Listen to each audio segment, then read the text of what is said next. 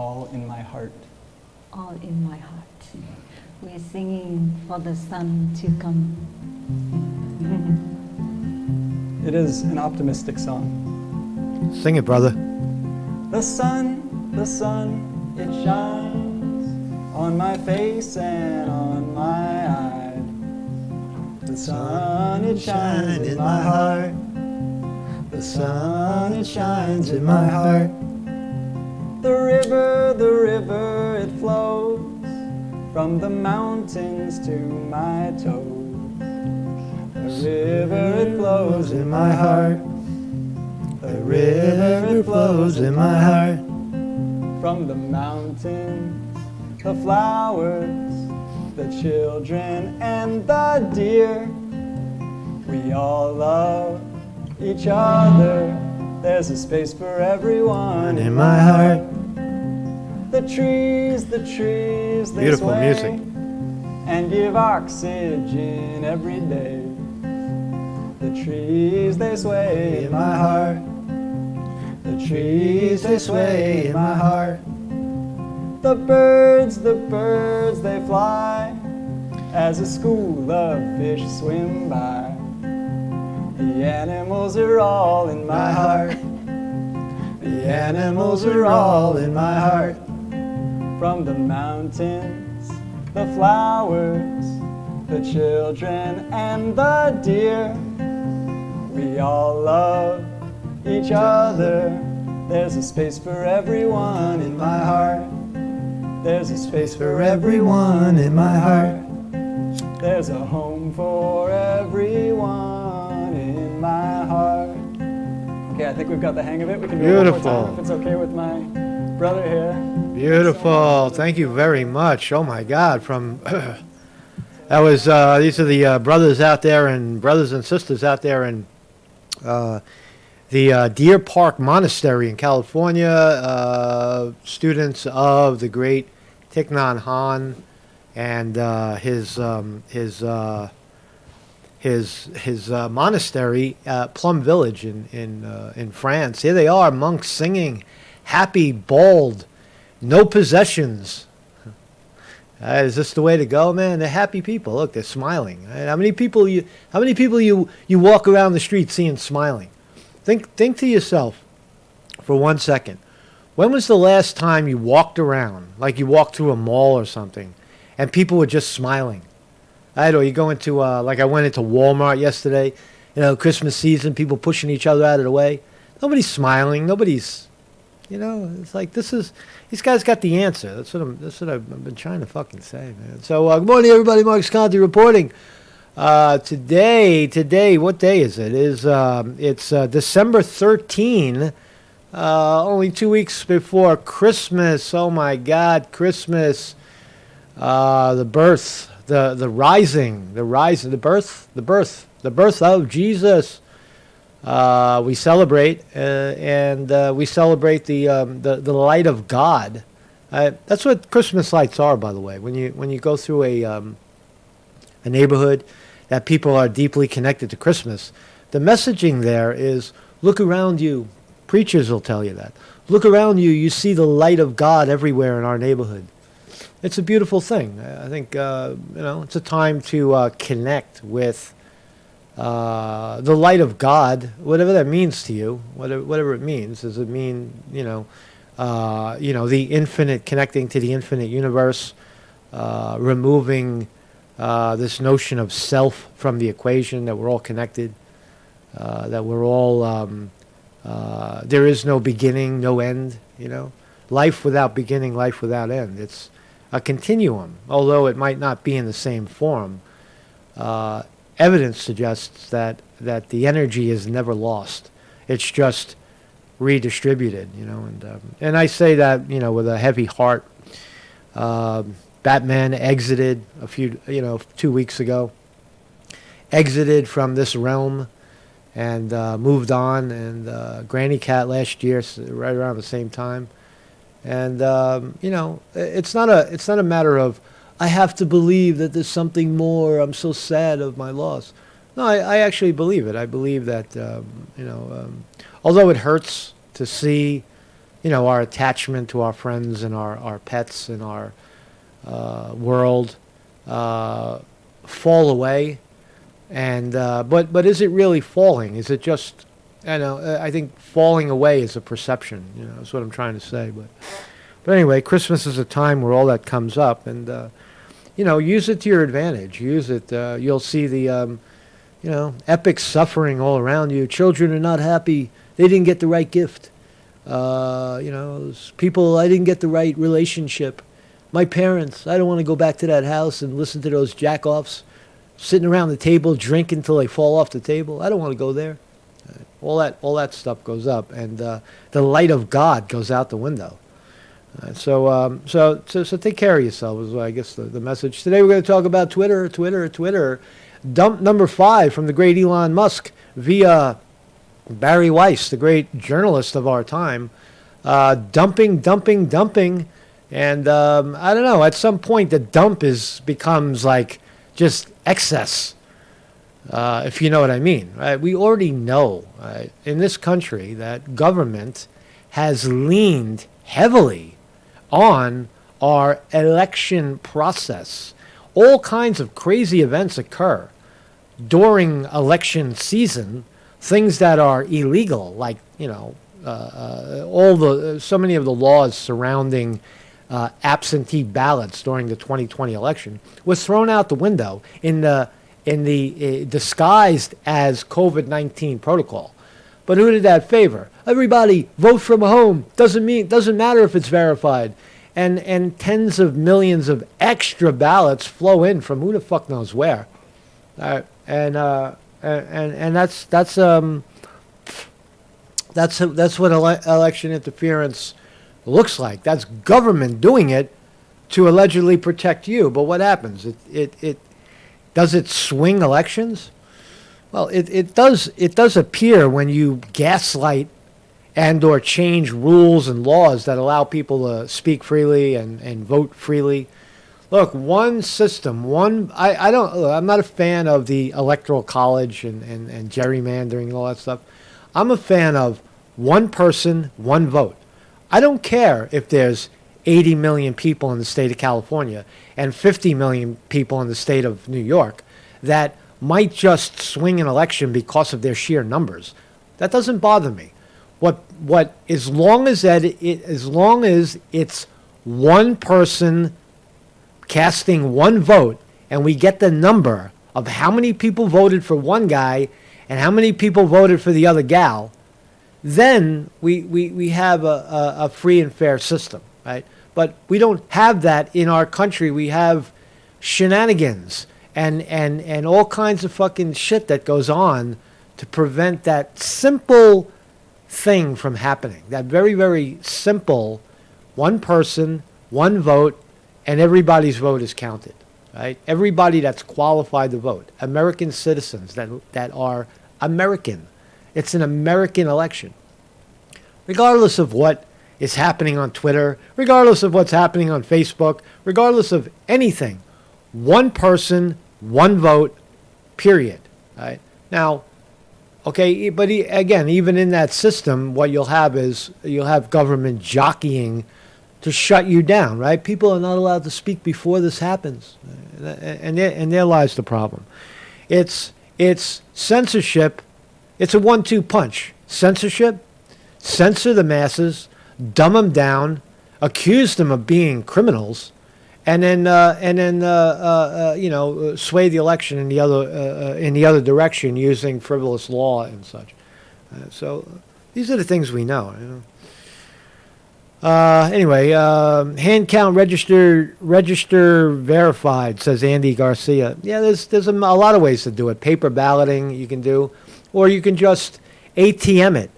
Right? Create a ATM device where people can go and vote. Give them a voter card. You go to the ATM machine and you vote, and you get a paper receipt for who you voted for.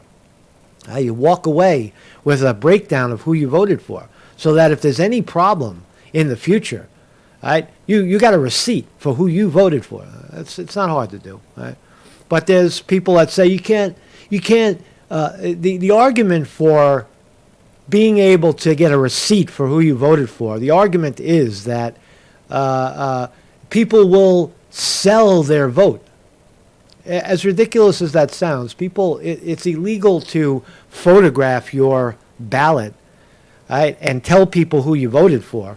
Not tell people, but show people who you voted for, because that would be a form of selling your fucking decision because somebody paid you to do it. It's beyond ridiculous, and it's not grounded in reality or law. But that's the rules we have, right? These rules got to go out the fucking window. Right? So anyway, man. So we'll talk about that. Yeah. So Twitter. I got a website. My name is Marcus Conte. I do political comedy here. I guess it's political comedy. I don't even want to be affiliated. I don't even want to say the word news or politics anymore, because that in itself is a fucking problem, right? But anyway, I have a website, and we are a opinion crowd-driven presentation. I just came up with that, with hints of stock market bliss. And if you're watching the stock market right now on December 13, 2020 at 9:14 a.m., the markets are up. CPI came in not as hot as it was expected, and the markets are rallying at this moment. It looks like the NASDAQ futures are going to open up 4%, up 466 points. That's beautiful. Dow Jones Industrial Average expected to open up 783 points at the opening bell. S&P 500. Can you say Santa Claus rally? Can anybody say Santa Claus rally? So I think that's what we got here. So again, I got a website. Every morning at 9 a.m. we're live somewhere. Right now we're on YouTube. If that fails due to the overt censorship that's going on in our nation, we move over to D Live, the lesser of two evils, the lesser God, and we'll stay over there until the fucking smoke clears. Right? And I don't know if it's going to clear. I would suspect that I won't be here, I don't know, soon. Right? Soon, someone's going to say, this guy's fucking talking the truth again. You can't do that, man. You can't speak your mind, man. Conte, you don't get it, man. You better fall in line, man. Who do you work for? We're going to pressure your boss or somebody like that. So let's start here. The violence in America. Violence in America. One side of the political spectrum says it's the other side, and the other side says it's the other side, and everybody points the finger when violence happens. But the reality is, we have a vast majority, in this reporter's view, every time I pop open a newspaper, it's another, young black man on a mission and killing everybody in his wake. So here he is, another story out of Atlanta, Georgia. This woman was killed by this kid for trying to steal this car, right? This bro fucking walked into the lady's house, gated community in Atlanta, Georgia, and stabbed her to death when she accidentally came home while he was stealing her car. So carjack gone bad. A 77-year-old grandmother was found stabbed to death in her own garage inside a gated community in an Atlanta suburb on Saturday. Eleanor Bowles was discovered dead by her son around 5:30 p.m. Hours after Antonio Brown, 23, allegedly broke into her Buckhead home and stabbed her in a carjacking gone wrong, officials said. Tried to steal the Lexus, man. 2021 Lexus RS 350. When does it stop? Where's the outrage? Where's the outrage? Where is Black Lives Matter complaining? They're targeting blacks. Look what's happening. Like you're giving black youth super predators carte blanche to go in and kill grandma for her Lexus. Am I making it up, man? This is how I see it. Look, another one. Inside Long Island's gang reign of terror that includes a shooting outside of Zeldin's home. Now, if you recall who Zeldin is, Zeldin was the guy who ran for governor against Hochul, right? Governor Hochul in New York. Right? And Zeldin was the Republican guy, And they were shooting bullets. They were fucking shooting guns in front of his house. Scared the shit out of the guy. So it's linked back to a gang. Here's a video. Right? These fucking people are crazy, man. Gangs of black youth super predator. I don't see gangs of whites roaming around shooting people. I do see more calculated whites shooting children in classrooms, for sure. But the violence that we're seeing is not exclusive, really, to race, or it's more about age and I don't know, degree of discontent. You just saw the guy shoot the kid on the floor, right? Just shot him. Right? Now they're going to run him over a few times. But you can't make it up. Right? There they are, right? Lock them up. Noah Green, 18 years old. A murderer, right? All happening. Here's Zeldin, the former candidate for governor of New York, with his darling children and wife. Catch me a 4-bit. Look at these motherfuckers. Look at these kids. This is Noah. This is the kid who shot bullets outside of Zeldin's house. And this is what you got on Facebook, right? It's a white problem, right? White supremacy. That's what's doing it. It's white supremacy doing it, causing it. This is funny, too. Look at this. New York Times, the very reputable New York Times, names John Fetterman, right, the guy who just won, the incoherent guy who had a stroke, who couldn't sew a sentence together and still won a Senate seat for the Democrats, pulled it away from Oz, the Republican, was voted year's most stylish person. Imagine that shit right there. Here he is, right? He's running for senator. He's got his fucking gym shorts on and his baggy black down puffy jacket, his black shoes, no socks, bald head, goatee. Very stylish man. I run for the Senate. I don't care what he looks like. I think it's cool. You know, be who you are. I love that he is who he is. I just don't think that he was mentally fit to run and or win. And I certainly don't think that, I think also the problem was that the guy he ran against, the Republican Oz, was not a good candidate at all for the state, for the great state of Pennsylvania. They could have put somebody better. The Republicans could have put somebody better up against this guy. But Nonetheless, more senators are going to be wearing baggy shorts to the halls of Congress when they vote because John Fetterman is leading the charge. He's the most fashionable man, according to the New York Times. Year's most stylish people. He's up on top of the list. There he is, man. Look at him. He's wearing a hoodie. He's got some tattoos, man. His goatee, his bald head, man. He's got a hot wife, and they're roaming around. He's got his signature black shoes with no fucking socks. Right. Yeah, it's all good, right? I like that. I don't have a problem with that. I can't find a problem with that. John Fetterman, he's very stylish. This is an interesting story as well.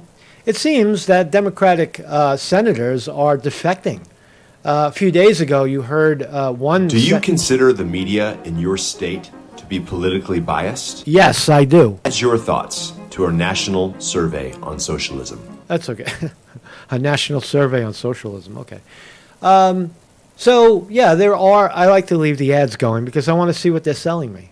What are these guys selling me? Young gay couple jumped to their deaths after a bridge, after kissing in final photograph. I don't want to see that. I don't want to look at that. But I like the other one. So, Senator Joe Manchin won't rule out leaving the Democratic Party. Ooh, Democratic senators defecting from the Democratic Party after being elected as Democrats, moving to the middle of the aisle, not defecting to Republican, but moving to the middle where Bernie Sanders has ruled for years and declaring themselves independent. Now, Joe Manchin hasn't actually done that, but he's not ruling it out, right? The idea of a Democrat even uttering such words was considered blasphemy But Joe Manchin is ready to take off, man. So Joe Manchin told reporters on Monday that he won't rule out leaving the Democratic Party, as Senator Kristen Sinema from Arizona did last week. Whoa, holy cow. Maybe there's a moment of clarity happening. Maybe some Democrats are saying, you know what, man, this fucking party's fucked up, man. And more than half the country knows it. This is a losing team, right? As they spiral downward, the Democrats. Or are they really? Prepare yourself. Joe Manchin and Kristen Sinema have now painted targets on their back. The FBI will be at your door. The Democrats will be vilifying you. They'll tell you what a racist you are, and a homophobe, and a white supremacist, and why you should not be allowed to be reelected as a Democrat. That's what they'll start to do. But there does seem to be some underlying momentum to exile the Democratic Party. Right? Before we dive into the censorship of people, places, and things, mostly people, when I was a kid in the 80s, right, it was considered overly ambitious, overly stylistic to be a punk rocker.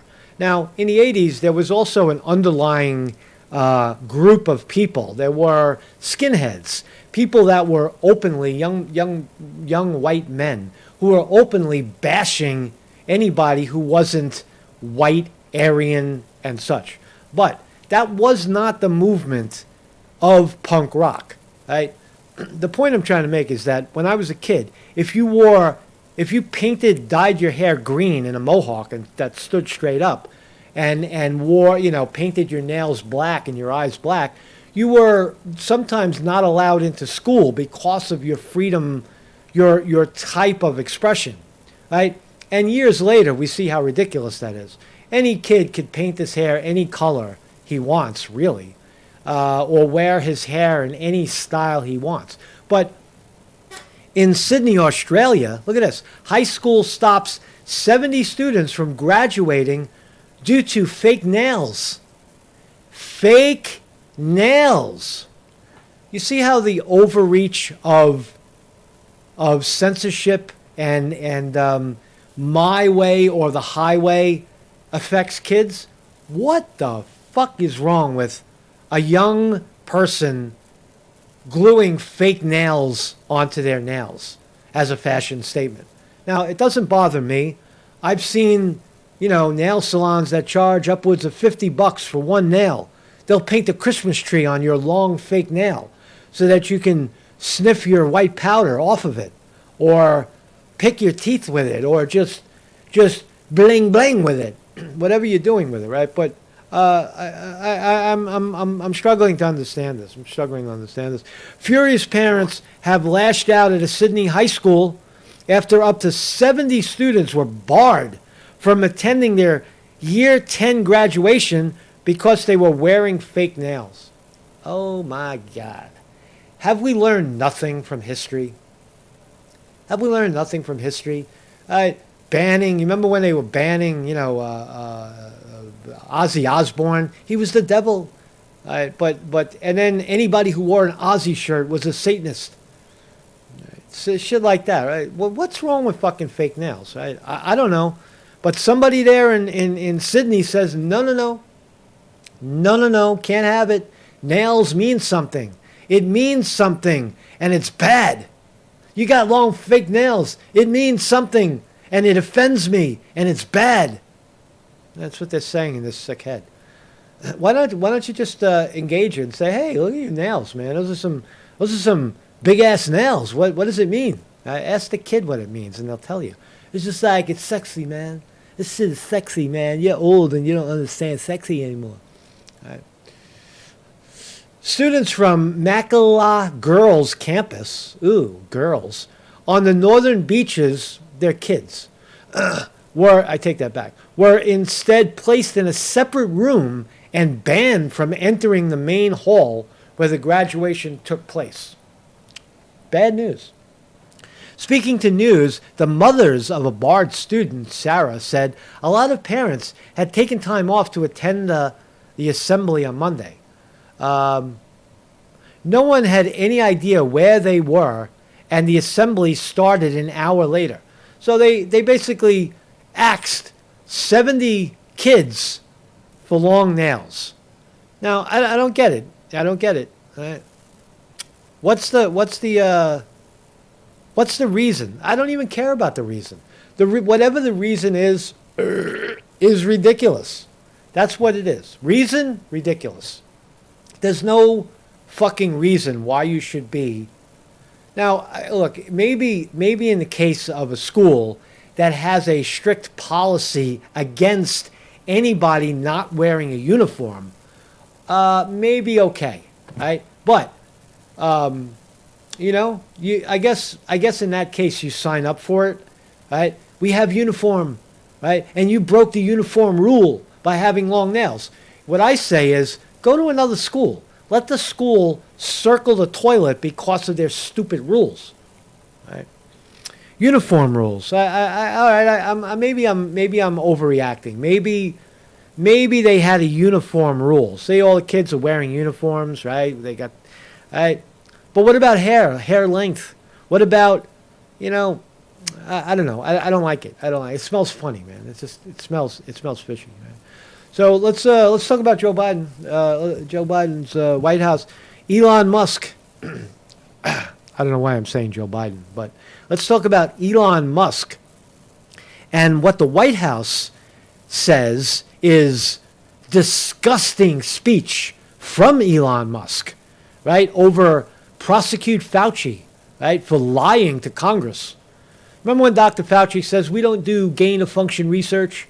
And then they went back and changed the meaning of gain-of-function research, which they were doing, and then came back to Congress and said, see, we don't do that. That's not what it means. You don't know what it means, Rand Paul. You don't know what gain-of-function is. You're stupid. We changed the meaning of that shit because we're in power, and we could do shit like that. But Elon Musk is now pointing that out. Let's read. So White House Press Secretary Karine Jean-Pierre slammed Twitter CEO Elon Musk Monday for what she said is disgusting tweets, calling for Dr. Fauci to be prosecuted for allegedly lying to Congress and potentially causing COVID-19 pandemic. Did Dr. Fauci lie to Congress? Yes. Did he say that gain-of-function research is not something we do? Yes. Was he engaging in gain-of-function research where they gain the function of viruses in an effort to create vaccines that can prevent those viruses? Yes, he did, right? Unequivocally, right? Did he finance gain-of-function research at the Wuhan lab in China? Yes. Do they subsidize gain-of-function research all over America at colleges and institutions where they gain the function of viruses?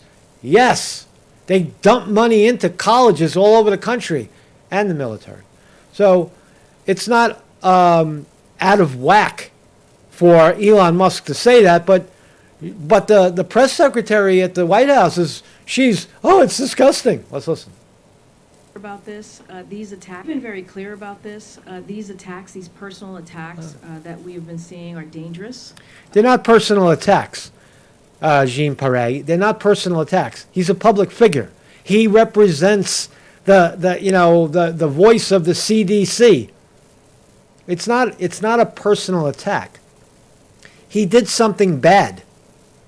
Right? We know what he did. And now listen to Jean-Pierre spin it. We've been very clear about this. These attacks, these personal attacks that we have been seing are dangerous. Dangerous. What's dangerous about telling the truth? What's dangerous about calling a liar, Jean-Pierre? Can you elaborate, please? Dr. Fauci and other public health professionals as well. They are disgusting and they are divorced from reality. Divorced from reality, really? I don't know. Maybe it says something about your reality that you don't even know what it is, maybe. And we will continue to call that out and be very clear about that. Again, these are incredibly dangerous, these personal attacks that we are seeing. Ah, you mean like somebody might try to shoot fucking Zeldin outside his house, or go to Brett Kavanaugh's house and try to kill him because they don't like his decision on Roe v. Wade? Yeah, I get it. It's all the same, man. But that has nothing to do with Dr. Fauci. It has nothing to do with Dr. Fauci. Elon Musk is not shooting a gun outside of Dr. Fauci's house. He's telling the people that follow Twitter, that sign up for it, social media, Twitter, as the owner of Twitter, he's telling truth. Right? Did Fauci do the things that we're saying he did? Yes, he did. And other things, too. Did he put masks on children? Yes, he did. He did all those horrible things, disgusting things. Dr. Fauci has served under 7 Republican and Democratic presidents. We Oh. cannot forget that. He has given his almost entire career to civil service, as a public servant. This lady really became a snake. What a snake. What a snake. So let's talk about so here's the tweet. Elon Musk says, "My pronouns are prosecute Fauci." Truth resonates, says Elon Musk. Content warning. This sums up Elon Musk. It's in the details. Anyway, he's a Make America Great Again guy. That's why he's doing it, right? Says Fauci. Fauci is a Trump puppet. He's in bed with Russia. You see? So there's that. So let's look at the Twitter files in this reporter's view. I don't, bombshells away, but we've already seen the gist of what the Twitter files reveal, which is unequivocally government leaned on big tech in the form of Twitter to silence conflicting voices. They did it. They walked into the fucking offices of Twitter, Facebook, and said, "We got to hack. You got to get rid of this story, the Hunter Biden laptop story." They also made discussing election shenanigans in the 2020 election illegal. Anybody who speaks about it, ban. This is election interference. This is censorship at an epic level. This is the problem in our country. If you could just fix this problem and get people speaking again, openly, honestly, a lot of these problems would just go away. They would diffuse. But that's not in the best interest of a government trying to control the people. Right? Because you got to win those elections, man. You got to keep that shit just the way it is. Right? We're not fucking around anymore. Twitter files reveal how federal censors made mail-in ballots sacred. So this is what, for example, New York Post is gathering from Twitter files dump number 5. Now they're even realizing that the FBI used the mail-in ballot system that is highly controversial and highly unpredictable. Unless you're the guy counting the ballots. Let's read. Elon Musk's Twitter Truth Squad is exposing the FBI's role in suppressing free speech before the 2020 election. Right? You're not even allowed to speculate that anymore. They made it illegal. You can't do that. It threatens our democracy. It's very, very dangerous. Right? It's dangerous to speak about free and fair elections. What fucking reality are you living in? What reality are you living in when you determine to yourself that speaking openly about free and fair elections in America is disgusting and a threat to democracy? When did that occur? Exactly. I don't know when it occurred, but I know it did occur. And many people believe it. So Elon Musk's Twitter Truth Squad is exposing FBI's role in suppressing free speech 2020 election. But the FBI was practically a bit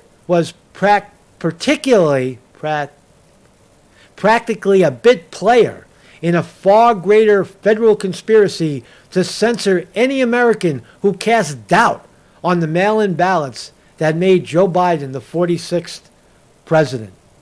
All right? The conniving doesn't mean the 2020 election was stolen, because we don't use the word stolen anymore. We changed the definition to election interference. All right? Because you had to. But the bureaucratic racketeering was a travesty of political fair play. Right? The FBI pressured Twitter to target an October 26, 2020 tweet from a former Republican official who wrote that, quote, between 2% and 25% of ballots by mail are being rejected for errors, says Matt Taibbi, journalist. Now, for pointing that out, he was banned from Twitter. To even speculate that the mail-in ballot system has holes in it that we need to correct as Americans, ban. Who's doing it? You think Twitter is doing that by themselves? You think YouTube makes that decision to do something so fucking mundane in their interest? No. It's government pressure. They're being pressured to do it. And they find support at the top of these agencies, these government agencies disguised as social media platforms. They find soft targets at the top. People like fucking Gotti, whatever her name is. All of these super lefty liberals at the top of these social media platforms go along with it because they like the idea. They bought into the idea that Trump is a racist, an insurrectionist, a white supremacist, a tyrant, a fucking imperialist, a mother effer. Right? They buy into that. Orange monster, right? They buy into that notion. And the FBI just simply, forces the people that already believe it to follow suit in the form of censorship, in the form of shutting people up, so that they can carry on the policy of their own policy, right? Lifelong FBI agents and such. But that tweet, I find it at this point in the Twitter revelations to continue to dig deeper in, because what happens is you start believing, as you dig deeper in, you start to believe that Twitter is wholly responsible for the censorship, and government, again, is innocent. No, government pressuring big tech to do it. Big tech then censoring, right, getting blamed for it. And if they say, well, government came in and said, we have a hack, you better shut this story down, right, then a target gets painted on their back. You see how nefarious it is? You have, again, it's the notion of a deep state that I guess has become a four-letter word, deep state. Right? That's figuratively for what's going on. That there's a political force behind the scene that pushes everything. Right? And you're seeing it. You're seeing it unfold. Right? Right? You don't know what you're talking about, Conti. You're a conspiracy theorist. You can't see past your own fucking nose. I can see past my own nose. I see exactly what's going on, and I think you do too. I think it's inescapable what's going on, and that's why I talk about it. So, the cybersecurity infrastructure, security agency, we have one of those. The Cybersecurity Infrastructure Security Agency. Have you ever heard of that? Created in 2018 as part of the Department of Homeland Security's gave grants to several private entities that formed the Election Integrity Project in mid-2020. That project worked closely with the feds, classified 22 million tweets as misinformation, and affected hundreds of millions of individual Facebook posts, YouTube videos, TikToks, and tweets, thanks to what it bragged of as huge regulatory pressure from government. Right? Is it true? Yeah, it's true. Right? And I mean, that is the reality of it. Almost 2/3 of Biden's votes came from absentee ballots or mail-in ballots. And he won owing to 43,000 votes in 3 swing states.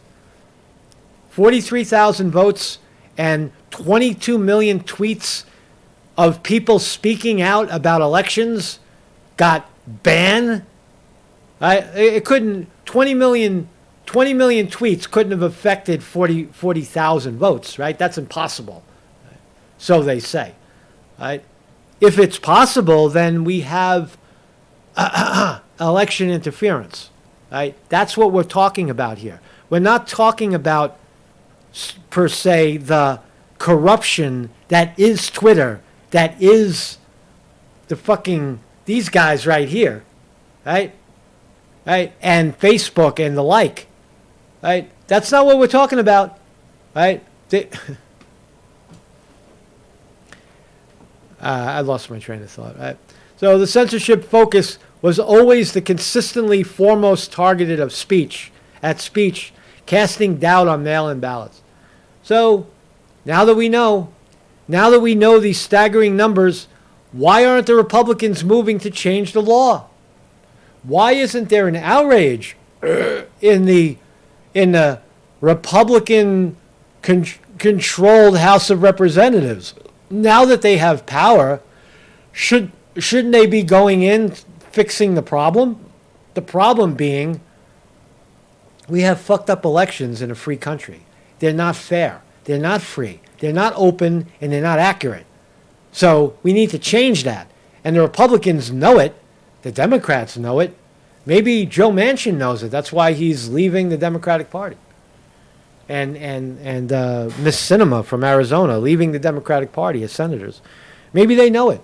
But why is there no effort for a Republican, if you're so adamant about hating on the Democrats, why isn't your newfound Republican Party with power in Congress that run the House of Representatives, why isn't that first on the hit list to change the voter laws in this country? Why aren't the elected lawmakers changing the law to make this shit not happen anymore? Because they benefit from the same system. They just didn't this time. Right? Giving power back to the people for them, for all politicians, is a lose-lose situation. Right? What do we, I just want to buy the fucking election. I'm a billionaire, man. All I care about is everything stays the same and we win. Right? You know, I'm not going to support someone that advocates changing that system and gives the power to the people. What the fuck how are we going to do it? How are we going to get anything done if the people are deciding? We need policies that work for us, man. There lies the problem, right? It's oligarchy. It's corporation and government becoming one, right? Once upon a time, it was church and state. Now it's government and state. They are one. They have merged. Somewhere along the line, they are inseparable. Right? That's a big problem because, and you see the tools. The tool of choice is censorship. The tool of choice is suppression. No doubt about it. So there you go, man. That's all I got on this. What else we got? So here's the dump. Barry Weiss. If you want to read the thread, go ahead. It's many threads. They're discussing who made the decision to ban Trump. Right? He's an insurrectionist. Ban him. He's got fake nails. Ban him. Oh my God, Trump is a radical. He's got wavy blonde hair. Ban him. I don't like it. It makes me nervous. Right? It makes me uncomfortable. Ban him. Yeah. So there you go. There's evidence that. What is the evidence? I don't know. Let's read. On the morning of January 8, President Trump, with one remaining strike before being at risk of permanent suspension from Twitter, tweeted, 75 million great American patriots who voted for me, America First, and Make America Great Again, will have a giant voice long into the future. They will not be disrespected or treated unfairly in any way, shape, or form. Ban him! How dare Trump say such blasphemous fucking stuff to 75 million Americans who voted for him? Probably legitimately, too. Right? How dare him say that? He's a threat to society. He's catering to white supremacists, racists. Ban him. I can't take it. Oh my God. He's a fucking fascist.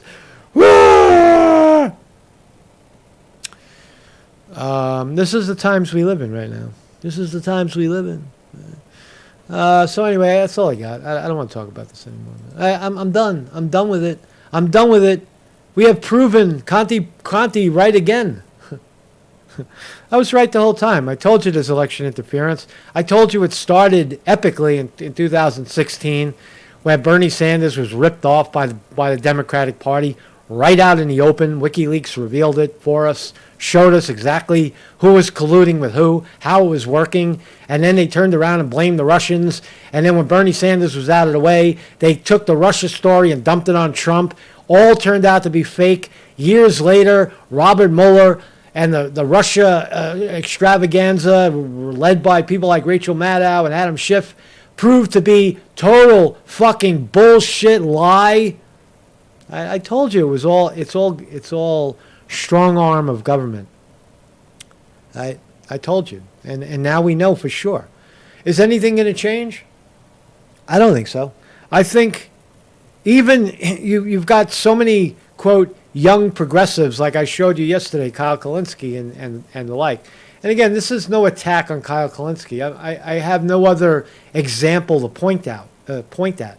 He's an example of progressive leftists that get some degree of momentum and sell out to the same, cause that they once upon a time fought for. Kyle says, no, Trump is bad. He's trying to find the reason to blame Trump for the censorship at Twitter. Let's look at what Trump did in the Twitter files. Let's not look at what the FBI did before any of those fuckers showed up. Ding, markets open, NASDAQ moving up bigly. All right, NASDAQ is up 3.5% right now, percentage points. Dow Jones Industrial Average up 496 right now. S&P 500 up 96. Big moves. Inflation cools down according to the CPI number that all of Wall Street likes and looks at. And you can see the numbers. Very, very green this morning.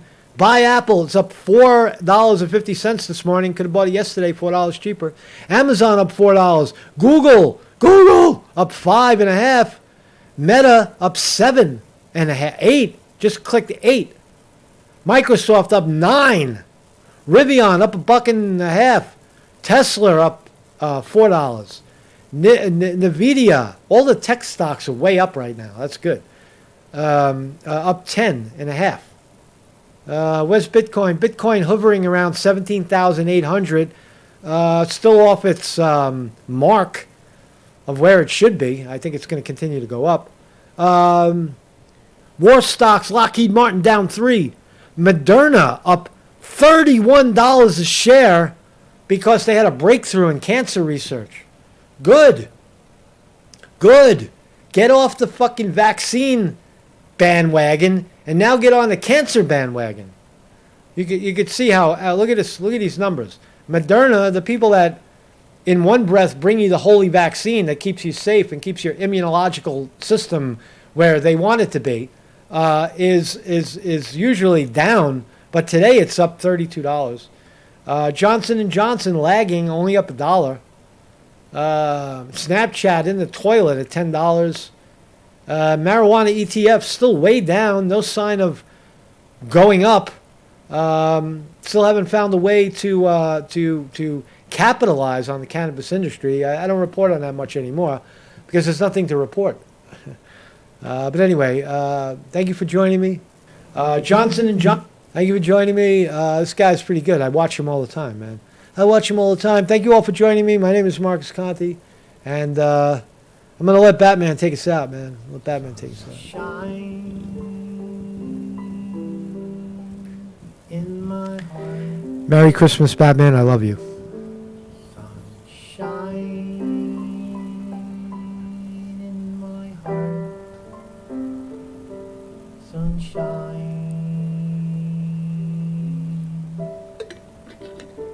in my heart. Sunshine in my heart. Sunshine.